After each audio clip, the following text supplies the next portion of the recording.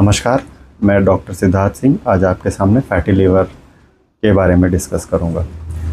पिछले कुछ दिनों से हम ये नोटिस कर रहे हैं कि हमारे पेशेंट्स जो किसी और रीज़न से सोनोग्राफी करने जा रहे हैं, उनमें एक कॉमन फाइंडिंग आ रही है ग्रेड 1 फैटी लीवर, और फिर उससे रिलेटेड मेन प्रॉब्लम छोड़ के वो इसमें कन्फ्यूज़ हो जाते हैं कि फैटी लीवर हो गया, लीवर में सूजन आ गई, क्या करें आगे, कहीं लीवर ख़राब तो नहीं हो रहा।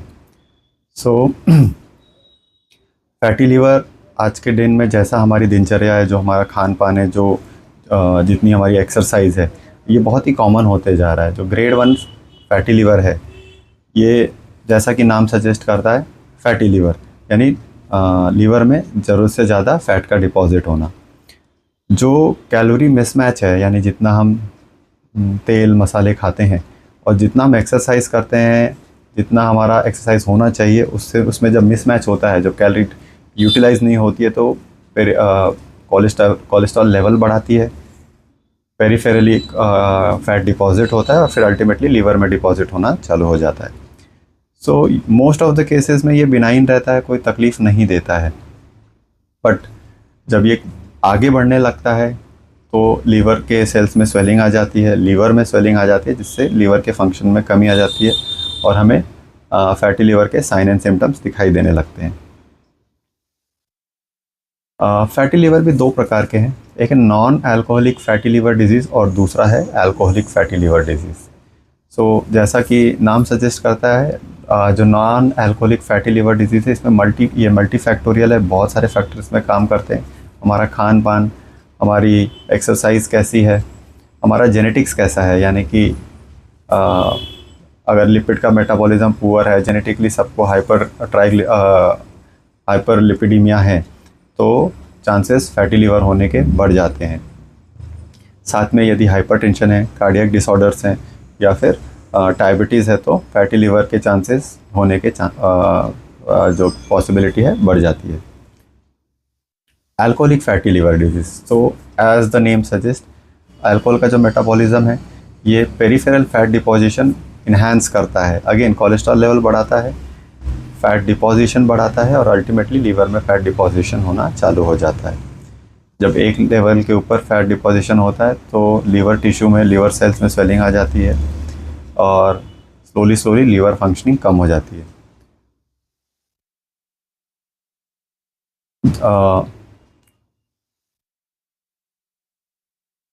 फैटी लीवर के और भी मल्टीपल कारण हैं, जैसे कि हेपेटाइटिस बी, हेपेटाइटिस सी।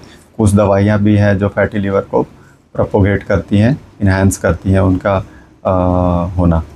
जैसे जैसे ये डिजीज़ आगे प्रोग्रेस करती है, लीवर में रेशेज बनने चालू हो जाते हैं, जिसको कि फाइब्रोसिस बोलते हैं। जब लीवर में फाइब्रोसिस चालू हो जाता है तो लीवर की फंक्शनिंग घटने लगती है। लीवर की फंक्शनिंग घटने लगती है तो फिर मेजर साइन एंड सिम्टम्स दिखाई देने लगते हैं। ये मेजर साइन एंड सिम्टम्स हैं पेट में दर्द, पेट में फूला फूला लगना, पेट में भारी लगना और राइट साइड में ड्रैगिंग पेन होना। ये तो पेशेंट नोटिस करते हैं। साथ ही साथ जब हम चेक करते हैं तो लीवर एंजाइम्स बढ़े हुए रह सकते हैं, बिलिरुबिन बढ़े हुए रह सकते हैं, एल्ब्यूमिन लेवल घट जाते हैं, बहुत सारे केसेस में प्लेटलेट लेवल्स भी ड्रॉप होने स्टार्ट हो जाते हैं। साथ ही साथ हमें ये भी नोटिस करते हैं कि कोलेस्ट्रॉल लेवल भी बहुत सारे पेशेंट्स के बढ़े हुए आते हैं। अल्कोहलिक लीवर डिजीज़ जहाँ पे, वहाँ पे जो कुछ और भी लीवर एंजाइम से जो बढ़े हुए आते हैं, जो हमें डिफरेंशिएट करने में मदद करते हैं कि अल्कोहलिक फैटी लीवर डिजीज़ है कि non alcoholic fatty liver disease है। तो नेक्स्ट स्टेज है लीवर सिरोसिस। लीवर सिरोसिस में लीवर फंक्शनिंग नेग्लिजिबल हो जाती है या ऑलमोस्ट ख़त्म हो जाती है। इसमें मेजर साइन एंड सिम्टम्स दिखाई देने चालू होते हैं, जैसे कि शरीर में वाटर रिटेंशन, यानी कि पेट फूलना, पेट में पानी जमा होना, जिसे असाइटिस बोलते हैं, हाथों में पैरों में सूजन, सुबह सो के उठेंगे तो चेहरे पे सूजन, ये सब दिखाई देने लगता है। बहुत बार यूरिन आउटपुट भी कम हो जाता है। साथ ही साथ सांस लेने में दिक्कत हो जाती है, क्योंकि ये जो वाटर डिपोजिशन है लंग्स के बेस में भी होने लगता है, तो दम लगने लगता है, बहुत ज़्यादा सांस फूलने लगती है चलने पे। सो लीवर सिरोसिस एक एंड स्टेज पार्ट है फैटी लीवर डिजीज़ का। यूजुअली इसका मेजर कोई ट्रीटमेंट रहता नहीं है। लीवर सिरोसिस पे पहुंच गए हैं तो फिर अल्टीमेट ट्रीटमेंट लीवर ट्रांसप्लांट ही रह जाता है। अदरवाइज़ फैटी लीवर का ट्रीटमेंट बहुत ही इजी है, मेजर दवाइयों की ज़रूरत नहीं रहती है इसमें। फैटी लीवर का मेन जो गोल है वो है वेट रिडक्शन और diet modification, lifestyle modification. Calorie जो मिसमैच है उसको करेक्ट करना, यानी कि तला तीखा मसालेदार ना खाएं, जितना ज़रूरत का है उतना ही खाएं। अल्कोहलिक फैटी लिवर डिजीज़ के लिए मोस्ट इंपॉर्टेंट है अल्कोहल का कंजम्पशन बिल्कुल बंद करें। साथ में यदि स्मोकिंग वगैरह हो रही है तो बिल्कुल उसको स्टॉप करें।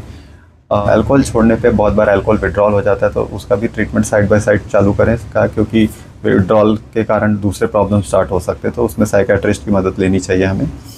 3 से 6 महीने में यदि 10% वेट हम घटाते हैं तो पेरिफेरल फैट जो है डिज़ोल्व होना चालू हो जाता है, और धीरे धीरे जो लीवर में फैट डिपॉजिशन है वो भी कम होनी चालू हो जाती है। इसके अलावा UDCA बहुत हेल्पफुल रहता है लीवर इंजाइम्स को कंट्रोल करने में, बढ़े हुए लीवर इंजाइम्स को कंट्रोल करने में। दूसरे कंडीशन है फैटी लिवर के साथ, यानी बढ़ा हुआ कोलेस्ट्रॉल, उसका कंट्रोल करना वेरी इंपॉर्टेंट। शुगर कंट्रोल करना वेरी इंपॉर्टेंट, और साथ में रेगुलर एक्सरसाइज, आधा पौना घंटा ब्रिस्क वॉक यदि कर सकते हैं वेल एंड गुड। यदि हार्ट कंडीशन परमिट कर रही है तो यदि रनिंग या जॉगिंग कर सकते हैं वेल एंड गुड। खाने में फाइबर की मात्रा बढ़ाएं, जितना हो सके ट्रांस फैट का यूज़ कम करें। तला हुआ चीज़ें, समोसे, वड़ा पाव, भजिया, चीज़ वाली चीज़ें यानी पिज़्ज़ा, बर्गर वगैरह बिल्कुल अवॉइड करें। So to summarize, most of the fatty liver case जो है बिनाइन रहते हैं, कोई प्रॉब्लम नहीं देते हैं, बट दे सकते हैं। तो जब भी फाइंडिंग दिखती है सोनोग्राफी में तो काम पे लग जाए, यानी कि जो कैलोरी मिसमैच है उसको करेक्ट करें, तला तीखा खाना बंद करें, रेगुलर एक्सरसाइज करें, वेट रिडक्शन पे काम करें, और टू एंड विथ कि पॉजिटिव रहें। मोस्ट ऑफ द केसेस बिना सिम्टम्स के रहते हैं, तो बहुत टेंशन लेने की ज़रूरत नहीं है कि लीवर फेलियर में जा रहा है। काम उस पर ज़रूर करें। इस वीडियो को देखने के लिए धन्यवाद। हमारे वीडियो को लाइक, शेयर, सब्सक्राइब करें और ज़्यादा से ज़्यादा लोगों तक पहुंचाने की कोशिश करें।